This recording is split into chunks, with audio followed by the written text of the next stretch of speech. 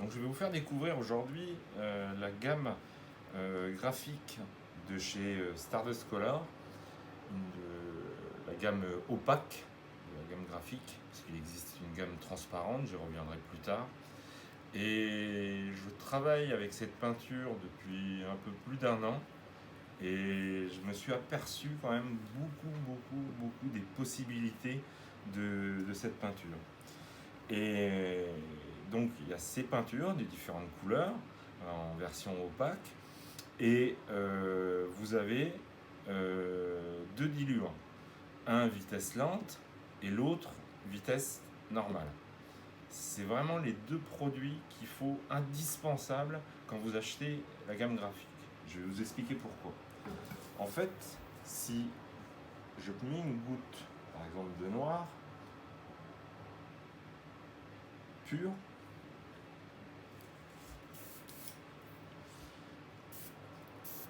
et que je commence à travailler, en fait, j'ai difficilement un trait fin. Pourtant, j'ai un très bon aéro, je vois pas, bien sûr. Mais mon trait est discontinu, j'ai plein de pigments autour, donc allez, là, j'essaye de continuer, je persiste, et je vais vouloir créer un dégradé.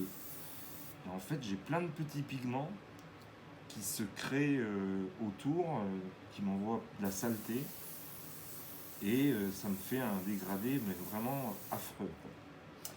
D'où l'importance des diluants. Et le diluant lent qui a vraiment ma préférence, bien que le normal soit excellent aussi, d'ailleurs je vais l'utiliser exprès. En fait, il va défragmenter la peinture et me la rendre beaucoup plus fluide. Et pour le lent, c'est encore plus vrai.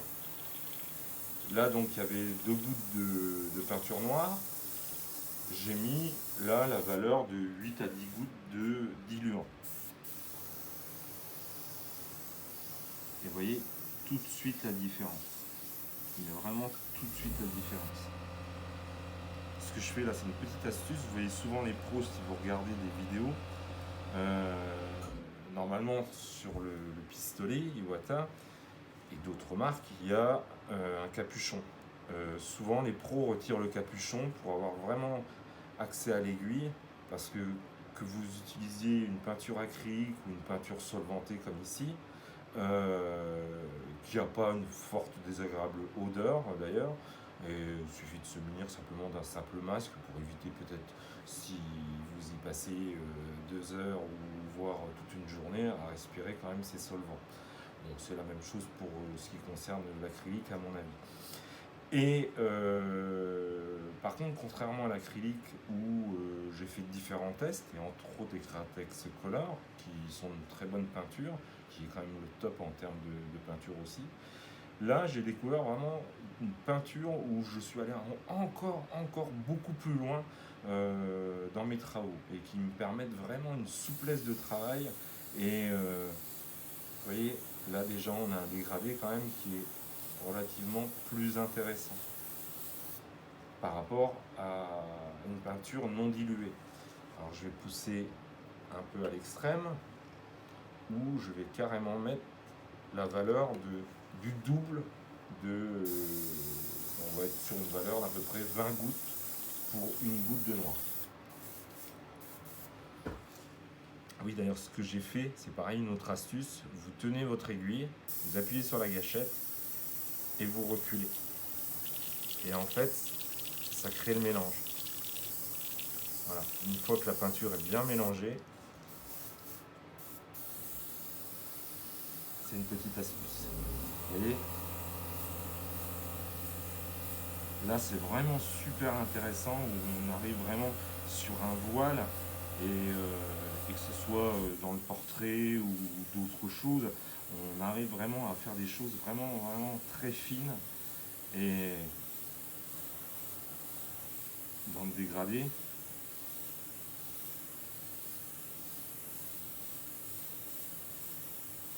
là, si par exemple je travaille par exemple sur une sphère,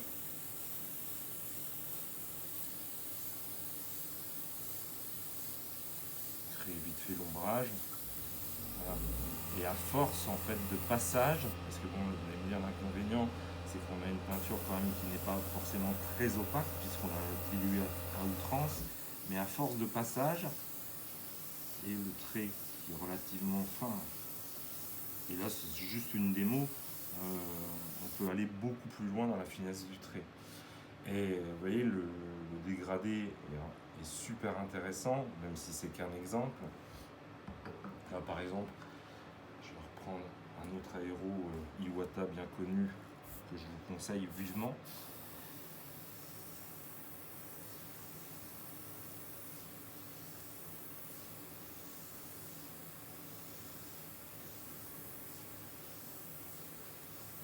Vous voyez la finesse de trait, et c'est là où le travail est vraiment super intéressant, où la dilution, ou en fonction du travail que vous avez à faire, elle est une goutte pour 10 gouttes de diluant normal ou lent.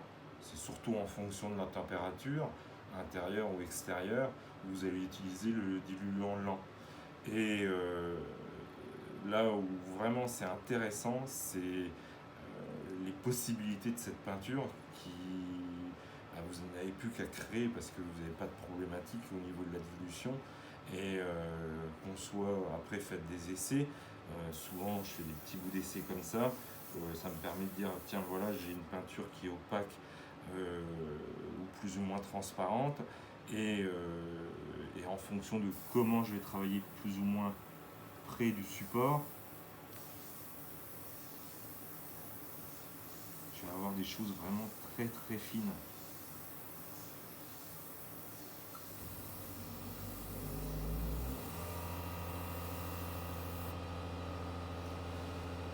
Donc mon conseil, intéressez-vous à cette peinture Stardust Color qui est vraiment super intéressante, la gamme opaque. Et surtout, n'oubliez pas de vous procurer les deux diluants, vitesse normale et vitesse lente. Et aussi, dernier conseil, équipez-vous d'un nettoyant. Il est vendu en 1 litre. Ça vous évite d'utiliser du diluant, même s'il n'est pas très cher. Mais le nettoyant est super efficace aussi. Voici pour la gamme Stardust Color. Merci.